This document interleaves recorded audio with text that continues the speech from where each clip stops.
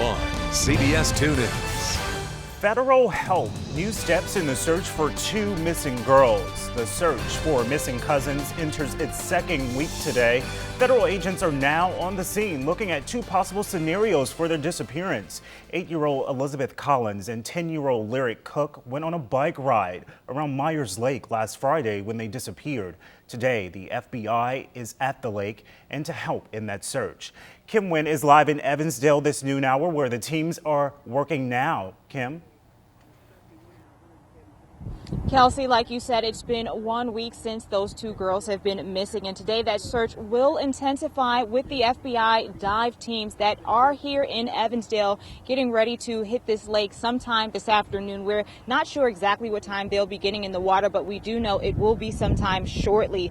Now, we were just told that there are 10 members of that team in total that'll be using side scanning and 360-degree sonar equipment. They're using the equipment to scan the lake floor, looking both for clues and the missing girls, Lyric Cook and Elizabeth Collins. So far, the dive team hasn't entered the water yet, but there were 3 FBI agents in a boat checking the water earlier this morning before the dive team goes in. I'm told those agents did have one piece of that sonar equipment and used that to scan the floor. Now, we've been getting updates from police pretty much every afternoon since the search has begun. We'll be bringing that press conference to you live this afternoon on CBS 2 at 4 o'clock.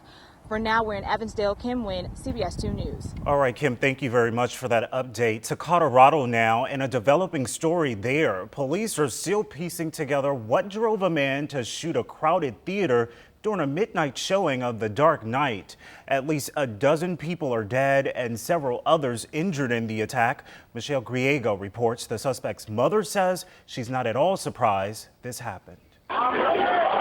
Cell phone video captured the chaotic moments after a heavily armed gunman opened fire during a midnight showing of the new Batman movie. A man in a blood-soaked shirt and a child in a Batman costume were among hundreds of people who escaped the carnage. There was a gas can that was thrown into the audience behind me. It went off. I thought it was a stunt of the movie. Corbin Dates was sitting in the second row when the attack started. It was a serious moment because I felt the caps from the bullets burn my leg. Jennifer Seeger says the first shot was fired at the ceiling. Straight from the ceiling, he took a gun and he pointed it straight to my face. He was literally 3 feet away from me. So I just jumped forward into the aisle and curled into a ball and waited for him to go up the stairs. Police say the 24-year-old suspect, James Holm, did not put up a fight when he was arrested in the parking lot. He told police his apartment was booby-trapped. The gunman wore a gas mask and a bulletproof vest during the attack. He used 4 weapons, 2 pistols and 2 assault rifles. His motive has not been revealed, but investigators say there are no apparent ties to terrorism. The survivors, including a 3-month-old baby, are being treated at several hospitals. Ben Fernandez was moved to tears describing what he saw. A young girl just with bullet wounds in her leg and blood just all over her. Witnesses say they couldn't breathe after the gunman released the canisters. Several victims are being treated for chemical exposure. Michelle Griego for CBS News, Aurora, Colorado. And this is the mugshot of that suspect, James Holmes. He is expected in court today. The shooting happened just 13 miles from Columbine High School. CBS will have a special edition of 48 Hours tonight in the place of Blue Bloods. That's tonight at 9 o'clock. President Barack Obama was supposed to make a campaign stop in Florida this morning, but he told the crowd that this was not the time for politics, but the time for the nation to pause and reflect on what happened in Colorado. I'm sure that many of you who are parents here had the same reaction that I did when I heard this news. My daughters go to the movies. What if Malia and Sasha had been at the theater, as so many of our kids do every day? Michelle and I will be fortunate enough to hug our girls a little tighter tonight, and I'm sure you will do the same with your children. But for those parents who may not be so lucky, we have to embrace them and let them know we will be there for them as a nation. And we'll look at how local theaters and police departments are prepared to keep moviegoers safe here in town. That's tonight on the CBS 2 News at 5. Turning now to the weather. A cool start to the morning, but it looks like we'll warm up a bit this afternoon. Justin Roberts is here now with the first warning forecast. Well, Kelsey, we've been watching clouds kind of roll through the forecast all morning long. They're going to break apart and our numbers will start to climb. Let's go to those headlines. We start with a slowly clearing sky this afternoon, mid to upper 80s. And some stray showers in northeast Iowa tonight. Better chance for all of us Saturday. You can see some of that blue poking through now on our Cedar Rapids sky cam. Brought to you by All Eastern Iowa Gutter. 73 degrees, winds east and south at about 8 to 10 miles an hour. Humidity at 66, the pressure at 30-13, and the dew point at 61. 79, Waterloo, Monticello, Dubuque, and Prairie du Chien at 77, and Iowa City at 74. Winds, we've seen them out of the north and east. Now they're kind of switching to the south and east on us at about 5 to 10. Dew points in the mid to low 60s, which means our comfort level slightly humid as we head through the daytime today. Your statewide satellite and radar has a pretty good handle on that cloud cover that's slowly moving out of the forecast. But look what we see up in north and west Iowa. Some scattered showers starting to roll in. 81 is where we'll try for at 3 o'clock this afternoon. 84 at 6. We'll bottom off at 64 tomorrow morning and 79 by 9. Stick around. We'll find that rain on exact track and talk about even warmer temps this weekend coming up. All right, Justin, thanks. New at noon, the man convicted of shooting Coach Ed Thomas will not get another trial. Mark Becker was sentenced to life in prison for the shooting death of his coach. Defense attorneys say he was insane at the time.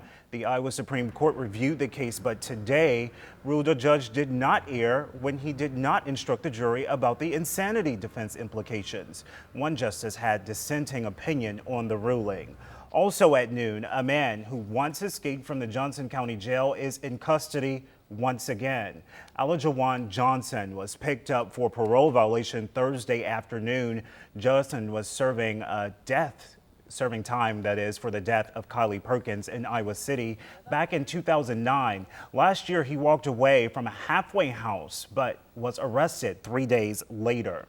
Iowa has lost another soldier in the war in Afghanistan.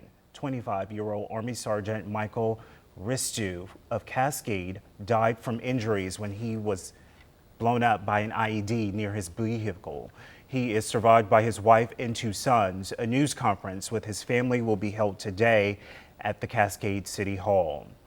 A Waterloo-based National Guard unit is heading to active duty. A send-off ceremony was held yesterday for 50 members of the medevac unit. They are deploying as part of Operation Enduring Freedom. Family and friends armed with American flags packed the Army facility to say goodbye. Deploying soldiers say they will miss their families, but understand the work must be done. It's kind of hard leaving the family, but at the same time, it's kind of a good feeling to get to do the job you've been training for years. The soldiers will first report to their mobilization station at Fort Hood, Texas. They will receive additional training and preparation before being assigned to specific overseas locations. Cedar Rapids now is home to a world-class cancer center. Yesterday, Mercy Medical Center held a ribbon-cutting ceremony for the Hall Perrine Cancer Center. It's been under construction since November 2010. The center is now fully operational and can provide patients with a full spectrum of cancer treatments, and the services are all under one roof. You can offer them services that they may not be able to get in other areas, like a massage or having their hair cut and having a wig fit. So having all of the other amenities for them certainly helps in the full complement of services that we're offering to the patient. A special part of yesterday's dedication ceremony included the ringing of the church bells throughout the community. Mercy has a legacy of ringing a bell to mark the completion of a patient's cancer treatment.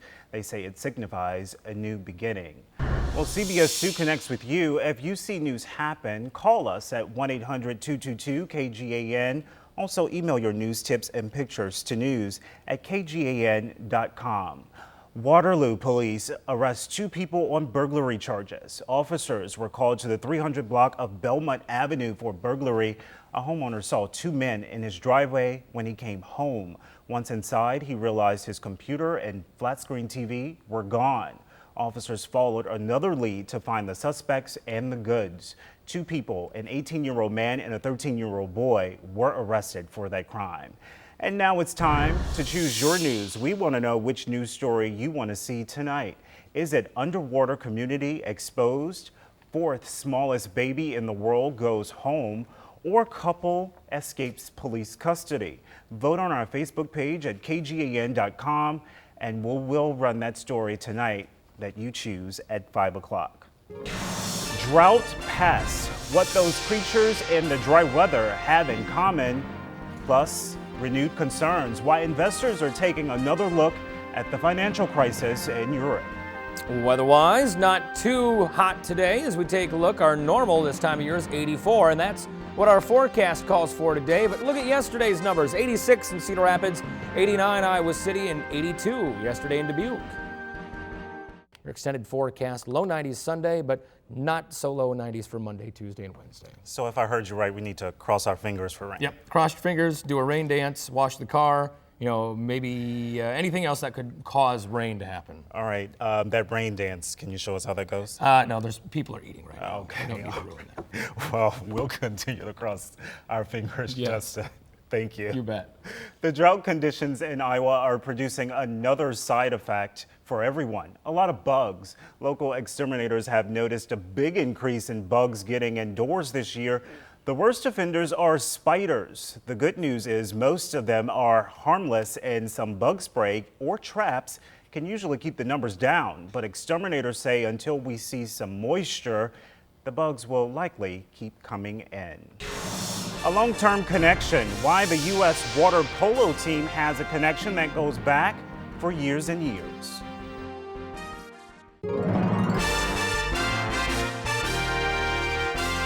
Several members of the U.S. Olympic polo team have been friends since they were small children. Bigad Shaban spent the day with the players at the practice pool in the Thousand Oaks town of California. This is one of the final home practices for the men's water polo team. The players are heading to London to compete in the Olympics. They've come a long way together.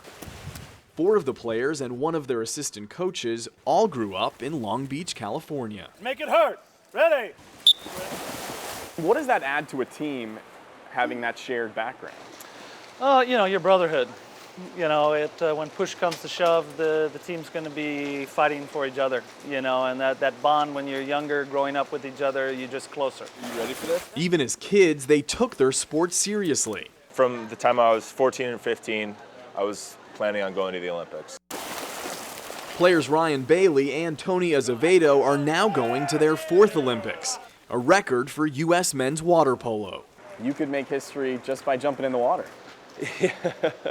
Yeah, that's the truth. Me and Ryan Bailey, we played together for a long time, even before 2000 Olympics. So going into this one with him, definitely we have high expectations. They won the silver medal in the last Summer Olympics in Beijing. This time, these lifelong friends will fight for the gold. Bigad Shaban, CBS News, Thousand Oaks, California. Ryan Bailey says this will likely be his last Olympic Games. He says he's hoping to start a family and start a career as a firefighter. As for Tony Azevedo, he says he's likely come back for the 2016 Games. Well, they want their MTV. Some good news for DirecTV subscribers who have missed out on a lot during negotiations with Viacom. And we want to say hello to our Facebook fan of the day, Angela Sanders. You can connect with us by befriending our Facebook page at KGAN CBS2. And if you're picked as the fan of the day, you could win a cool prize.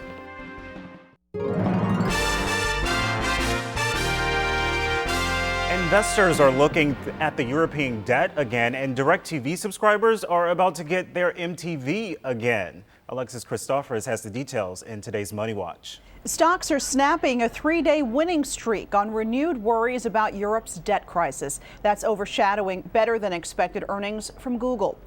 Protesters in Spain took to the streets to voice their disapproval of government spending cuts. Spanish officials announced the recession could drag on there into next year.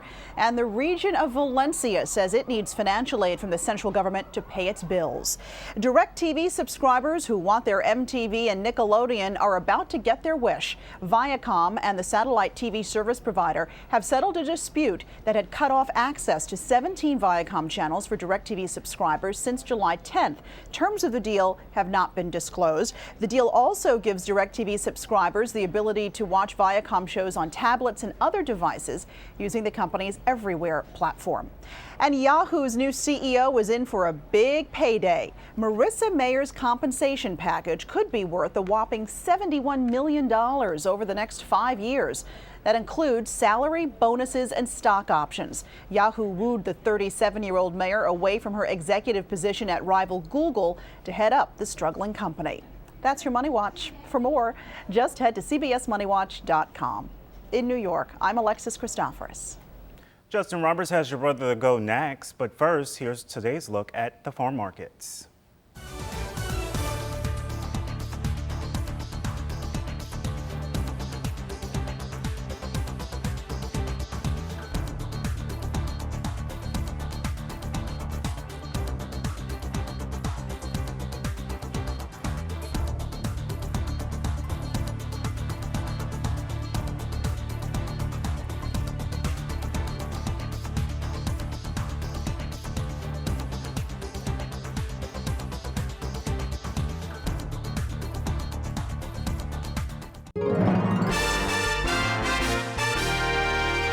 Here we go with a warm-up. 73 Cedar Rapids, 79 Waterloo, Monticello, double sevens in Dubuque, Prairie du Chien, and 74 Iowa City. The wind's starting to change direction as well at 5 to 10 out of the south, which means we'll get to those mid to low 80s today. 84 will be the top temp with partly cloudy skies. 71 at midnight, 64 as you wake up tomorrow morning, and screaming back up to 79 degrees by 9 a.m. 7-day forecast does have a couple chances of rain, Kelsey. We'll, like we said, keep our fingers crossed for that tomorrow afternoon into Sunday, Monday. And then heat is back on 97 Monday, Tuesday and Wednesday pretty warm. See if you can do the noon again on Monday. So you don't have to be out in the field and you can enjoy the air conditioning. Oh, we'll see what the big people say in Yeah, their we'll offices. But thank you, Justin, very much. We have much more on the search in Evansdale coming up today at 4 o'clock at that news conference. For now, thanks for joining us this noon hour. See you back at 4.